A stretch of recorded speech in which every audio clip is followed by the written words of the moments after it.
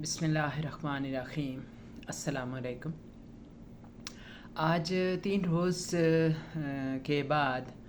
آئینی ترامیم کا جو اونٹ ہے وہ کسی کروٹ بیٹھ ہی گیا۔ یعنی آج خوب کھل کے بحث ہوئی آئینی ترامیم کے مسئلے پہ پارلیمنٹ کے اجلاس میں، اور اس میں بہت سے اپوزیشن کے لوگوں نے اور حکومتی وزراء نے تقریریں کی، تو بالآخر اس کا یہ نتیجہ نکلا کہ یہ جو ترامیم ہے ان کی مخالفت میں جو زیادہ تھے، وہ ایک طرح سے جو رائے تھی وہ اس کی مخالفت میں زیادہ تھی، اور اس کی حمایت میں بہت کم حکومت کو لوگ ملے ایسے جو کہ اس کی حمایت کریں۔ یعنی مولانا فضل الرحمان کی پارٹی اور اختر مینگل کی جو پارٹی ہے وہ اگر چلے جاتے آئینی ترامیم کے حق میں، تو یہ آئینی ترامیم منظور ہو سکتی تھی، ان کی راہ کھل سکتی تھی منظور ہونے کی، لیکن ان دونوں پارٹیوں نے ماشاءاللہ بہت اچھے طریقے سے اس کے اوپر ڈسکشن بھی کی اور اس کی مخالفت بھی کی۔ تو باقی پی ٹی آئی تو اس سے پہلے ہی وہ سختی سے مخالفت کر رہی تھی اور اس کی جد و جہد میں لگی تھی کہ کسی طرح سے یہ آئینی ترامیم منظور نہ ہو سکیں، کیونکہ ایک تو یہ ان کی پردہ پوشی کی وجہ سے بہت شکوک و شبہات پیدا ہو رہے تھے۔ پھر یہ ہے کہ ان کے بارے میں جو سامنے بھی آئیں، کوئی صحافی ہیں زبیر، ان کے پاس ایک اس کا مسودہ پہنچا، اور مختلف ذرائع ہوتے ہیں صحافیوں کے، تو ان کو جس طرح جو بھی اس کی تھوڑی بہت پتہ چلتی رہی، وہ کوئی منفی اس سے تاثر نکلتا رہا۔ اس وجہ سے جو ہیں سبھی نے اس کی مخالفت کی۔ جو اچکزئی صاحب ہیں، محمود خان اچکزئی، بڑے ہی نبے تلے انداز میں یہ تقریر کرتے ہیں، ماشاءاللہ بزرگ سیاستدان ہیں، اور بہت ہی یعنی ان کی تقریر سننے سے بڑی بات کی سمجھ آتی ہے، یعنی مشکل بات کو بڑے ڈیٹیل سے سمجھاتے ہیں اور بڑے سہل انداز میں سمجھاتے ہیں۔ تو انہوں نے ان آئینی ترامیم کے حوالے سے کہا کہ دیکھیں جی کہ آئین جو ہے بڑی مشکل سے بنتا ہے۔ یس، صحیح بات کی انہوں نے کہ ہم 47 سے لے کے 90 یعنی 70 تک، جو انہوں نے کہا کہ ہم 73 تک آئین کے بغیر ایک ہماری حکومت چل رہی تھی، اور بڑی کوششیں کی جا رہی تھی، لیکن اس کے باوجود آئین بننے میں نہیں آ رہا تھا۔ لیکن سن 73 میں ایک کلیکٹیو وزڈم کے نتیجے میں یہ آئین جو ہے وہ منظور ہوا، اور اس کو یعنی پوری تمام جماعتوں سے، جو تمام حکومتی نمائندے تھے، ان کی اتفاق رائے سے یہ آئین بنا۔ تو یہ آئین ہمارے لیے بڑا محترم ہے۔ اور پھر ساتھ ہی انہوں نے دنیا بھر کا ایک حوالہ دیا کہ انہوں نے کہا کہ ایک آئین جو ہے وہ قوموں کے درمیان ایک عمرانی معاہدہ ہوتا ہے۔ عمرانی معاہدے یعنی سوشل یہ کانٹریکٹ ہوتا ہے، اور یہ مذہبی کتابوں کے بعد جو ہے وہ ایک قوموں کے لیے مقدس ہوتا ہے، اور اس کی آئین کی جو ہے بالادستی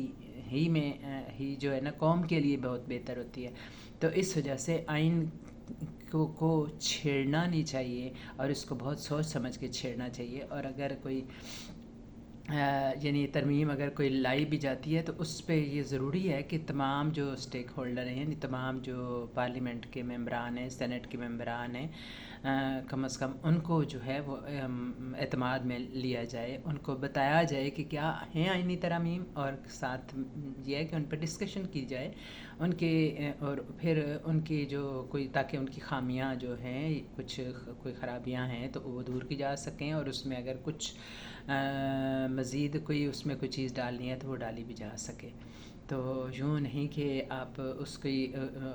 ممبران کو پتہ ہی نہ ہو، یعنی حکومتی ممبران تک کو نہیں پتہ تھا، وزراء تک کو نہیں پتہ تھا کہ یہ اس کا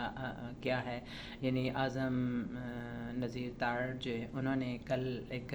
دعویٰ تو کیا کہ ہمیں جی مسودہ آ گیا ہے، لیکن وہ دکھا نہیں سکے کسی کو، تو اس سے لوگوں کو شک پیدا ہو رہا ہے کہ شاید ان کو بھی نہیں پتہ تھا۔ تو یہ اس بات پہ بھی لوگوں نے بہت اعتراض کیا۔ پھر یہ ہے کہ اچکزئی صاحب نے کہا کہ جو ہیں آئین کے لیے، آئین میں یہ بھی درج ہے کہ جو ریسورسز ہیں تمام صوبوں کے، وہ ان میں پہلا حصہ جو ہے وہ صوبوں ہی کا ہونا چاہیے. جیسے وہ کہتے ہیں کہ سندھ کے اگر کوئی ریسورسز ہیں تو وہ سندھ کی عوام پہ سب سے پہلے خرچ ہونے چاہیے. بلوچستان کی کوئی معدنیات وغیرہ نکلتی ہیں تو اس میں ان کا حصہ سب سے پہلے ہونا چاہیے. تو یہی حال KPK اور پنجاب کے حوالے سے انہوں نے بیان کیا کہ ان کو سب سے پہلے ان کے حصہ دیں، تاکہ اس بڑی انہوں نے لاجیکل سی بات کی کہ یوں جب لوگوں کے ساتھ ناانصافی ہوتی ہے، ان کا حصہ ان کو نہیں ملتا، تو پھر نفرتیں پیدا ہوتی ہیں، اور جب نفرتیں پیدا ہوتی ہیں تو نفرتوں کا نتیجہ ہوتا ہے کہ جنگیں ہوتی ہیں. تو اس حوالے سے انہوں نے اس کا بھی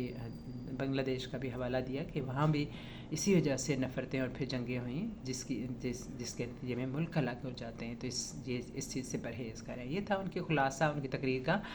پھر مولانا فضل الرحمان کی جو تقریر تھی وہ بھی بڑی جرأت کی اور سچائی کی غماز تھی، جس وجہ سے انہیں بار بار بڑی داد ملی. لوگوں نے بڑا مطلب تمام جو نمائندگان تھے انہوں نے ان کو جی بھر کے داد دی اور بڑا ان کے اوپر واہ واہ اور ماشاء اللہ کہا. تو انہوں نے کیا کہا کہ وہ سب سے پہلے انہوں نے بیان کیا کہ جی آپ کے جو پولیس ہے وہ بڑی دھرنا دے کے بیٹھی ہے، ہتھیار رکھ بیٹھی ہے، اور اس نے کہا جی ہم ڈیوٹی نہیں دیتے، اور یہ جو دھرنا ہے صرف لکی مروت میں نہیں، لکی مروت سے تو شروع ہوا، لیکن اب یہ دھرنا پھیل رہا ہے باجوڑ میں، ڈیرہ اسماعیل خان میں، بنوں میں، اور اس کے علاوہ بھی کئی اضلاع تک پھیل رہا ہے کہ وہاں کی جو پولیس ہے وہ نہیں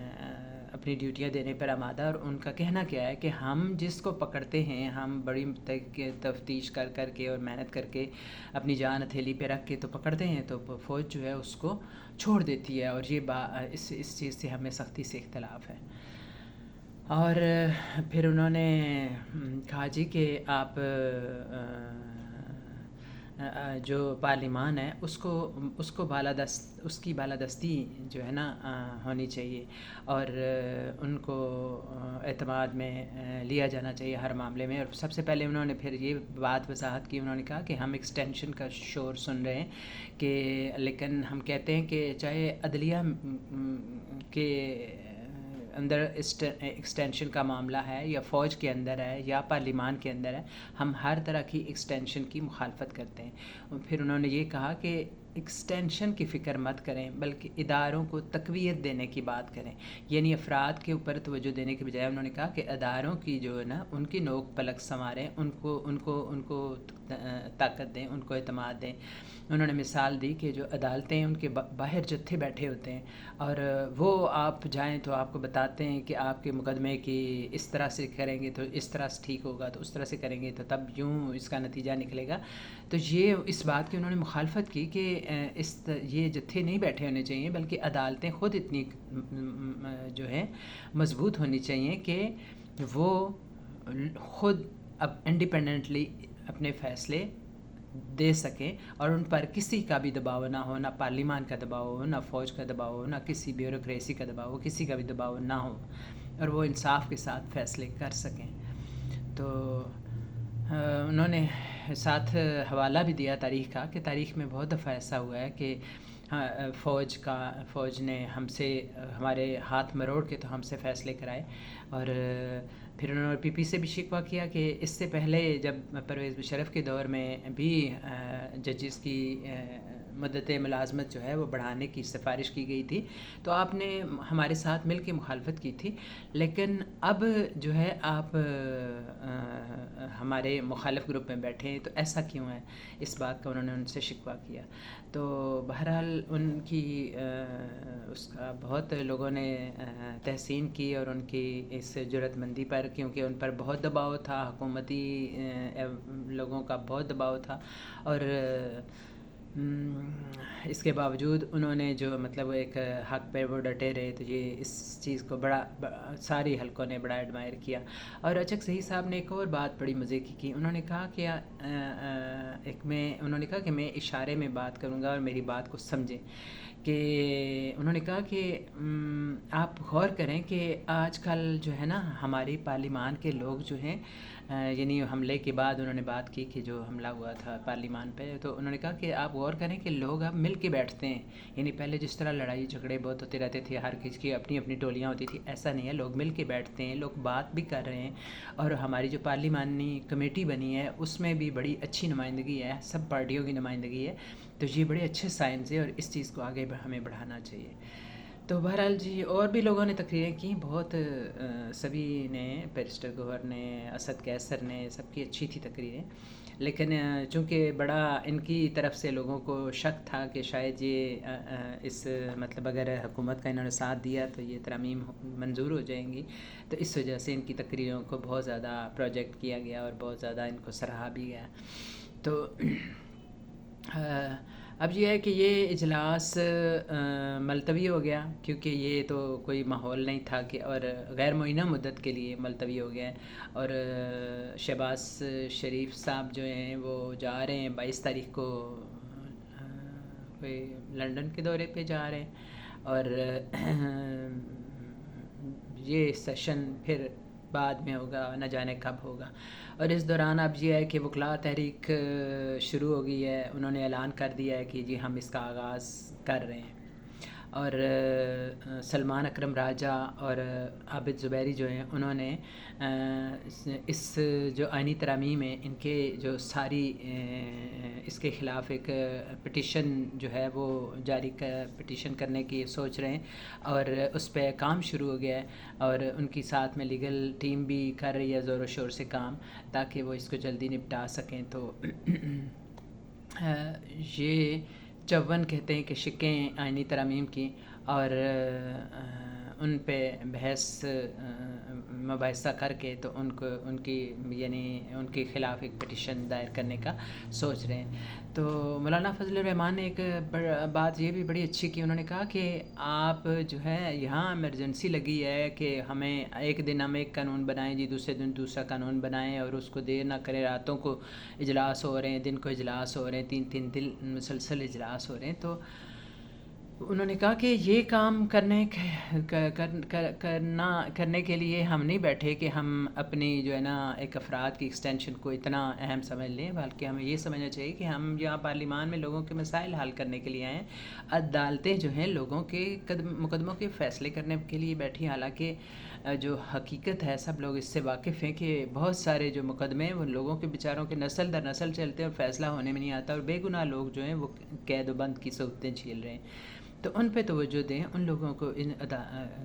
کوئی ان کا سلسلہ ایسے مضبوط کریں۔ پھر کوئی انہوں نے وزیر کا حوالہ دیا کہ انہوں نے کہا جی کیس ڈیلے ہو جاتے ہیں اس لیے ہم یہ آئینی ترمیم کریں، تو انہوں نے کہا کیس ڈیلے اس لیے ہو جاتے ہیں کہ دوسرے ملکوں میں پارلیمان حکم دیتی ہے، کوئی ایسے اہم کیس ہوتے ہیں تو ان کو فکس کر دیتی ہے کہ آپ نے اتنی مدت میں فیصلہ کرنا ہے، لیکن یہاں ہمارے یہاں تو ہمیں فرصت ہی نہیں ہے کہ ہم عوام کی طرف دھیان بھی دیں۔ تو پھر انہوں نے یہ بھی سفارش کی کہ ایک پارلیمان کو جو آئینی معاملات طے کرنے کے لیے ایک الگ سے عدالت بنا دی جائے، تاکہ لوگوں کے مقدمات جو ہے نا سفر نہ کریں، کوئی دن آئینی جھگڑے پڑے رہتے ہیں اور اس کی وجہ سے لوگوں کے جو مقدمات ہیں وہ ان کا فیصلہ نہیں ہوتا، اور ایک ہزاروں لاکھوں کی تعداد میں فائلیں جمع ہوتی رہتی ہیں، تو اس چیز پہ دھیان کرنا چاہیے۔ تو اب یہ ہے کہ یہ آئینی ترمیم منظور جو نہیں ہوئی اور غیر معینہ مدت کے لیے اجلاس ملتوی ہو گیا ہے، تو اس بات پہ بڑے سیکھ پائے حکومتی جو طبقے کے حامی تھے صحافی، اور منیب فاروق نے بھی اب ایک طرح سے ڈانٹنا شروع کر دیا ہے کہ کیوں نہیں منظور ہوئی، اور یہ ایک